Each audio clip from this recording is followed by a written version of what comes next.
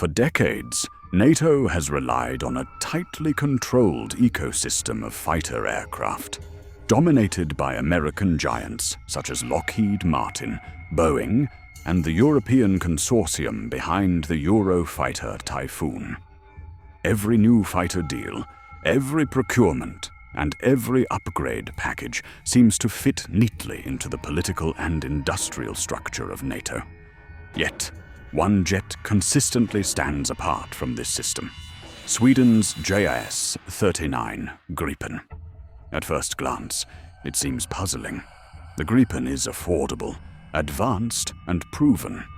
It offers cutting-edge avionics, long-range strike capability, powerful electronic warfare systems, and can operate from rugged roads instead of expensive air bases. In fact, it is designed for the kind of dispersed, fast-response operations that NATO theoretically values. So why is NATO hesitant to embrace it?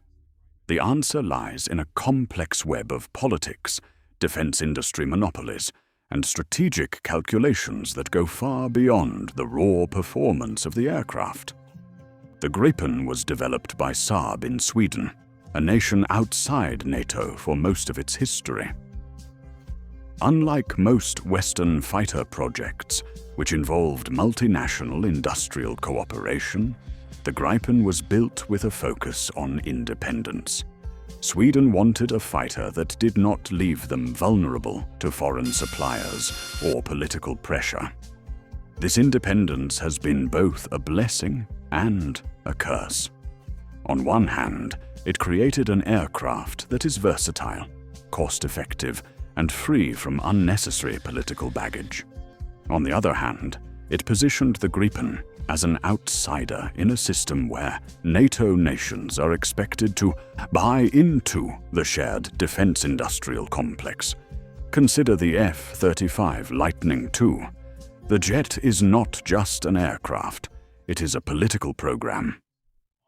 Multiple NATO countries joined the program early, investing billions and securing local industrial contracts. By purchasing the F-35, nations effectively bought into the US-led defense architecture. Choosing the Gripen, however, means stepping outside that framework, and this creates friction within NATO.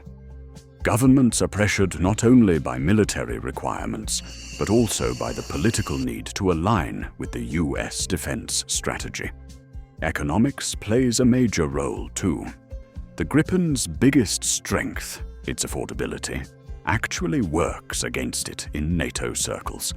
When countries buy the F-35 or Eurofighter, they are also paying into a vast ecosystem of upgrades, spare parts, maintenance contracts, and multinational cooperation. These long-term commitments lock nations into NATO's industrial machine for decades. Saab's Gripen, by contrast, offers lower costs and less dependency on foreign suppliers. While this might sound attractive, it deprives NATO of a reliable revenue stream and weakens the grip of its defense industrial giants. This industrial imbalance helps explain why NATO often ignores or downplays the Gripen. For example, when countries like Hungary and the Czech Republic leased Gripens, their decisions were met with skepticism from NATO's leadership. The jets performed well in operations, but the lack of political alignment with US and Western European industries created friction. In other words, the Gripen's greatest asset, being independent and low cost, is also its greatest liability in a system built on profit sharing and dependency. But there's another dimension: technology politics. The Gripen is highly compatible with NATO systems, capable of integrating Link 16 data sharing, advanced NATO standard weapons, and joint operations. Yet, its supply chain and upgrade cycles remain largely Swedish-controlled. NATO prefers platforms it can influence directly, ensuring that future upgrades align with alliance-wide strategies. A jet designed outside this circle is seen as unpredictable, no matter how capable. This is why NATO prefers to quietly steer nations toward the F-35 or the Eurofighter. The Gripen simply does not fit the political-industrial puzzle. It threatens to set a dangerous precedent that countries can equip themselves with top-tier fighters without surrendering their budgets and sovereignty to the NATO machine. So when NATO says it doesn't want the Gripen, it's not about the jet's combat capability. It's about power, politics, and money. The Gripen proves that a small country can build a world-class fighter on its own terms, and that idea alone is threatening enough to NATO's structure. And yet, despite NATO's reluctance, the Gripen continues to win admiration around the world. It thrives in export markets where affordability, independence, and versatility matter more than political alignment. But NATO's cold shoulder sends a clear message. Sometimes the most dangerous weapon is not the jet itself, but the independence it represents. The story of why NATO doesn't want the Gripen doesn't end with politics and economics. There's also a deeper strategic layer, one tied to the balance of military influence within the alliance. NATO is, in practice, heavily shaped by the United States. American defense strategy dominates planning, procurement, and deployment. This dominance is reinforced through hardware like the F-16 and F-35, which serve as unifying platforms across the alliance.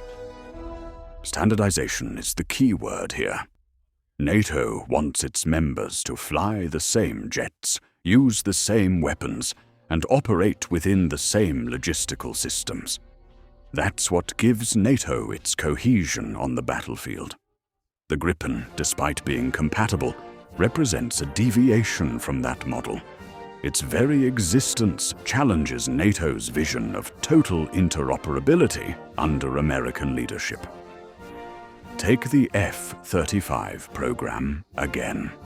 When a nation buys into the Lightning II, it becomes part of a vast intelligence sharing and logistics network controlled by the United States.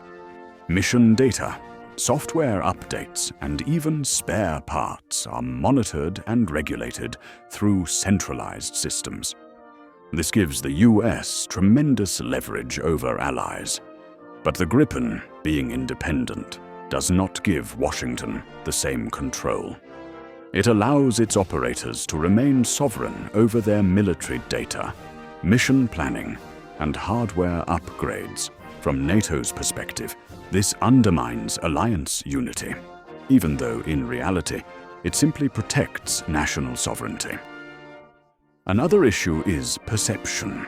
NATO often emphasizes high-cost, high-profile programs to showcase strength and unity. The Gripen, with its smaller size and lower cost, is often portrayed as less advanced in political discussions, even though it punches far above its weight in actual combat performance. This perception is carefully cultivated because admitting the Gripen's true value would raise uncomfortable questions. Why are NATO members spending billions on jets like the F-35 when a cheaper, equally capable alternative exists? It's not just theory. This tension has played out in real-world competitions. Brazil's fighter selection program famously chose the Gripen over the F-35 and Rafale, citing lower costs, superior technology transfer, and operational flexibility. The deal was a major victory for Saab, but also a warning to NATO. If more countries begin choosing the Gripen, the alliance's industrial monopoly could crumble. Similar considerations influenced decisions in countries like Hungary, the Czech Republic, and South Africa. Each time the Gripen won, it was not just a victory for Sweden. It was a disruption to NATO's preferred order. Yet, despite NATO's reluctance, the Gripen's reputation continues to grow. Pilots praise its maneuverability and advanced cockpit. Military analysts point to its cutting-edge electronic warfare suite, which rivals or surpasses much more expensive jets. And in an era of constrained defense budgets, governments see the Gripen as a practical alternative that delivers high-end capability without financial ruin. All of this makes the Gripen not just a fighter jet, but a symbol of resistance against the entrenched interests that dominate NATO. So where does this leave us?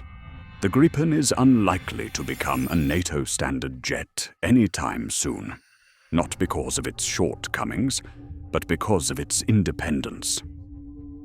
NATO's structure thrives on control, profit-sharing, and political unity. The Gripen challenges all three. It shows that there is another path, one where countries can have world-class fighters without tying themselves completely to the US defense industrial complex. That is why NATO doesn't want the Gripen, because it represents freedom of choice in a system designed to eliminate it. And yet, the story is not over.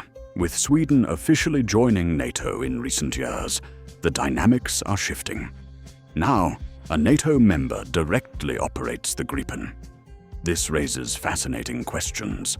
Will Sweden push for its fighter to gain a larger role within NATO exercises and planning? Or will NATO continue to quietly sideline the jet while promoting the F-35 as its centerpiece? The outcome could reshape the alliance in unexpected ways. One thing is certain: the Gripen has already proven that size and cost do not determine effectiveness. It has shown that a smaller nation can stand toe-to-toe with the world's largest defense industries. And in doing so, it has revealed the uncomfortable truth at the heart of NATO's procurement system. Sometimes, it's not about what works best. It's about who controls the system. So the next time someone asks why NATO doesn't want the Gripen, the answer is simple. It's not because the jet isn't good enough.